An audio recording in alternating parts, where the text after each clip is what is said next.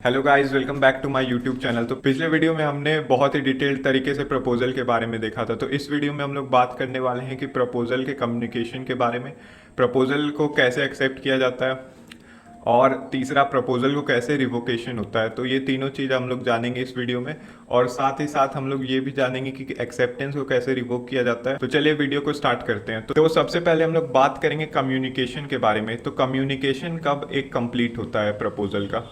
तो सेक्शन 4 जो है इंडियन कॉन्ट्रैक्ट एक्ट का, वो बताता है कि प्रपोजल तब कंप्लीट होता है जैसे ही वो दूसरे पर्सन का नॉलेज में आता है। दूसरे पर्सन से मेरा मतलब ये था कि जिसने प्रपोजल, जैसे मान के चलिए मैंने किसी को प्रपोजल किया, तो उसके नॉलेज में ये आ जाना चाहिए कि मैंने प्रपोजल दिया है। तो हम लोग ने पिछले वीडियो में देखा था लालमन शुक्ला वर्सेस गौरी दत्त वाले केस में कि कम्युनिकेशन जो है प्रपोजल का नहीं होने पे उसको आप कॉन्ट्रैक्ट नहीं आप उससे बना सकते, और कोई आपकी लाइबिलिटी अराइज नहीं होती है कॉन्ट्रैक्ट के थ्रू, कॉन्ट्रैक्ट एक्ट में।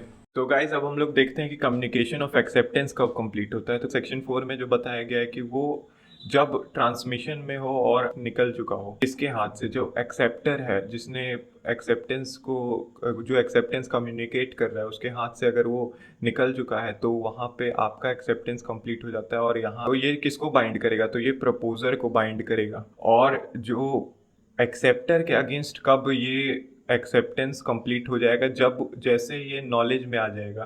किसके नॉलेज में, प्रपोजर के नॉलेज में आते ही ये एक्सेप्टेंस कंप्लीट हो जाएगा। तो इसको हम लोग एक एग्जांपल की तरह समझते हैं। मान के चलिए दो पर्सन है, ए और बी।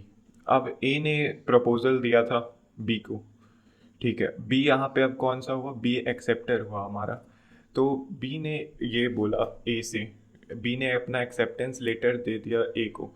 तो अब जैसे ही बी ने लेटर दिया, तो जैसे ही कोर्स ऑफ ट्रांसमिशन में ये आया, तो वैसे ही यहाँ पे ए बाउंड हो गया। तो अब बी कब बाउंड होगा, बी तब बाउंड होगा जैसे ही जो बी का एक्सेप्टेंस है वो ए के नॉलेज में आएगा, तो वो बाउंड हो जाएगा। जैसे मान के चलिए अगर उसने अपना एक्सेप्टेंस लेटर के थ्रू कम्युनिकेट किया है, तो जैसे ही लेटर उसके पास पहुंचेगी, तब वहाँ पे एक्सेप्टर उस पोजीशन पे बाउंड हो जाएगा।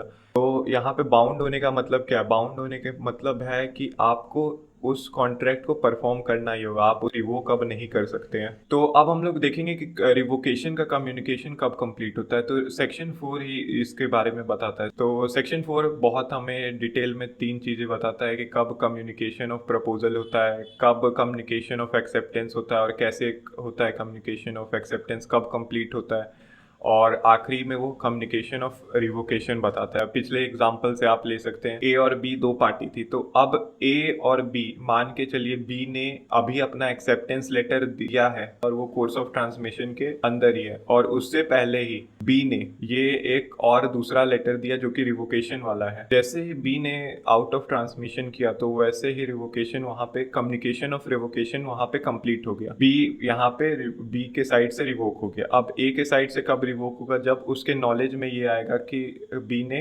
मुझे ऐसा लेटर भेजा है रिवोकेशन को लेकर, तब वहां पे आपका बी के साइड से भी रेवोकेशन कंप्लीट हो जाएगा। तो अब बहुत तरह के मेथड हो सकते हैं एक्सेप्टेंस के लिए, तो हम लोग देखते हैं कुछ।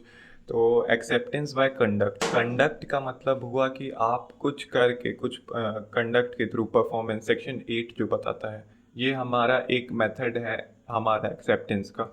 तो हम लोग इसको एक केस के थ्रू, जो हम लोग कार्लिल वर्सेस कार्बोलिक का केस देखे थे पिछले वीडियो में, तो उससे आप रिलेट कर सकते हैं। उसमें भी सेम यही हुआ था कि परफॉर्मेंस के थ्रू एक्सेप्टेंस हुई थी। तो और एक इंडियन केस लॉ का एग्जांपल मैं देता हूँ। तो हिंदुस्तान कूप इंश्योरेंस सोसाइटी वर्सेस श्याम सुंदर का केस है। तो इस केस में क्या हुआ था, प्रपोजर जो होता है वो अपना इंश्योरेंस करवा रहा होता है। तो उसने सारा मेडिकल चेकअप अपना कंप्लीट करवा लिया था, और मेडिकल चेकअप भी बहुत सही था कि उसमें कुछ नहीं पाया गया।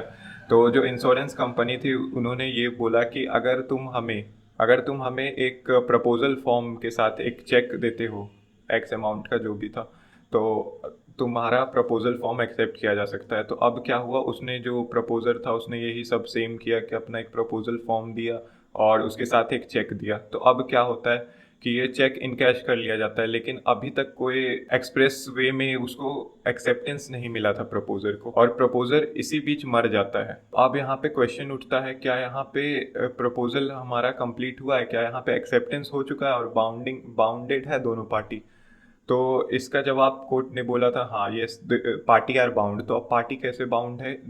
तो यहाँ पे चेक को इनकैश करवाने का प्रोसेस था, तो उससे ये पता चलता है कि पार्टी जो है अप्लाइड एक्सेप्टेंस आपके दिखाती है। तो यहाँ पे आपके चेक को इनकैश करवाना एक एक्ट है जिससे आपका एक्सेप्टेंस शो होता है। इस केस में कोर्ट ने ये हेल्ड किया। तो उसके साथ इसमें कोर्ट ने ये बोला था सिर्फ मेंटल एसेंट से कॉन्ट्रैक्ट नहीं कंप्लीट होता है, वहाँ पे कुछ फिजिकल चीज होना चाहिए, an overt act should be there.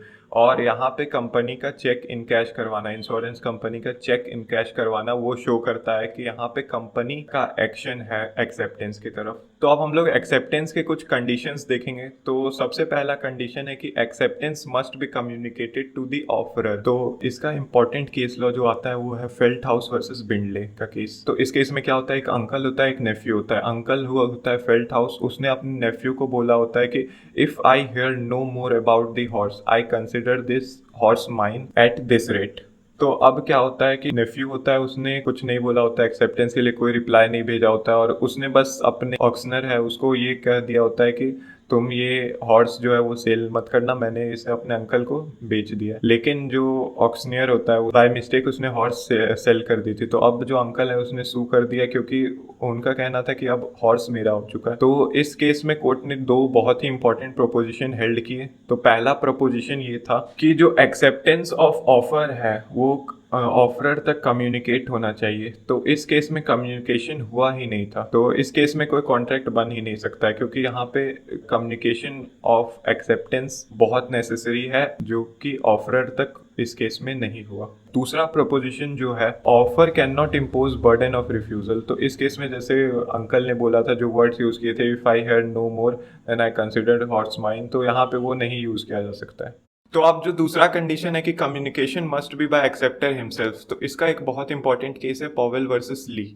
तो इस केस में क्या हुआ था, जो प्लेंटिफ होता है उसने हेडमास्टर की एप्लीकेशन फॉर्म भरी होती है और उसे पता चलता है कि उसे सेलेक्ट कर लिया गया है कोई एक इंडिविजुअल मेंबर से जो कि रिक्रूटिंग टीम में था। लेकिन बाद में क्या होता है कि ये पता चलता है कि उसे सेलेक्ट नहीं कर लिया गया, तो वो कोर्ट में सू कर देता है। और तो वो सू कर देता है कि वो कॉन्ट्रैक्ट से बाउंड हो चुके हैं, जो कंपनी ने पहले मुझे एक्सेप्ट किया था बाद में वो रिजेक्ट नहीं कर सकते, क्योंकि मेरे पास कम्युनिकेशन हो चुका है, मेरे नॉलेज में आ चुका है कि जो कंपनी मुझे रिक्रूट करेगी उसके तरफ से एक्सेप्टेंस मुझे मिल चुका है। तो इस केस में कोर्ट ने ये हेल्ड किया कि यहाँ पे कोई ऑथराइज्ड सोर्स से नहीं हुआ था, या फिर जो एक्सेप्टर है उसके द्वारा खुद आपको नहीं हुआ था, यहाँ पे कोई अनऑथराइज्ड सोर्स से किसी अदर पर्सन के द्वारा आप तक इन्फॉर्मेशन पहुंची है।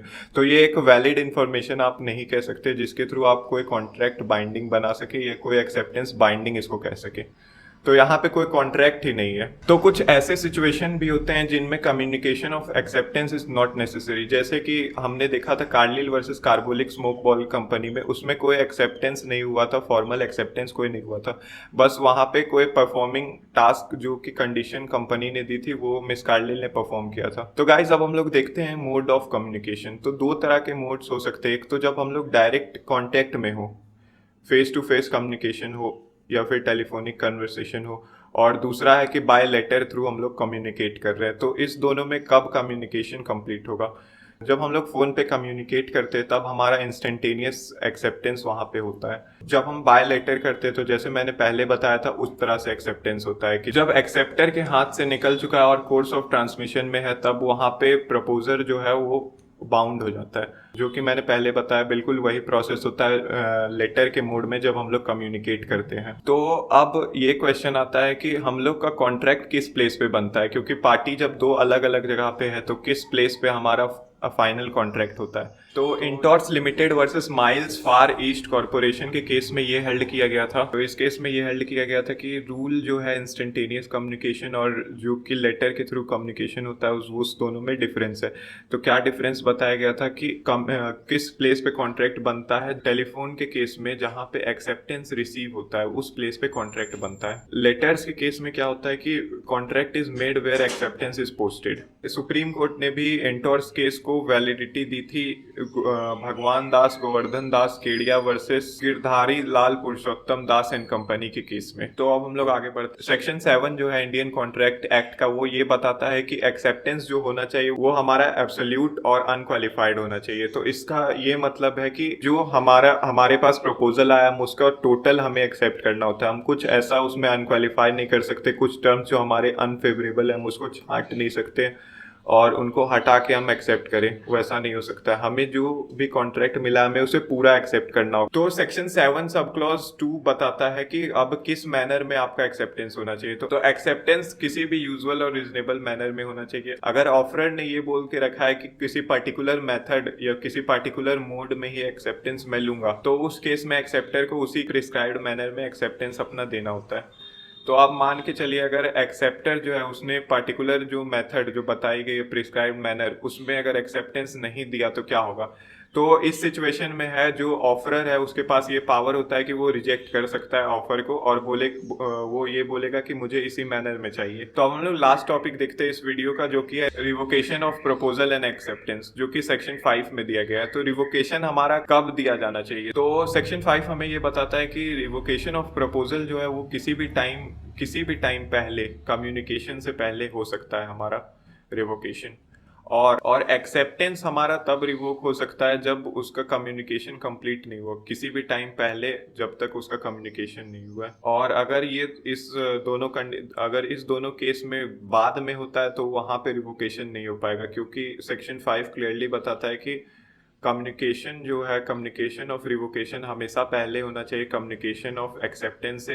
प्रपोजल को जब हम लोग रिवोक करते हैं और जब हम लोग एक्सेप्टेंस को रिवोक करते हैं तो वो कम्युनिकेशन ऑफ एक्सेप्टेंस से पहले होना चाहिए। तो गाइज ये वीडियो हमारा यहीं पे खत्म होता है। Thank you for watching this video. Bye bye.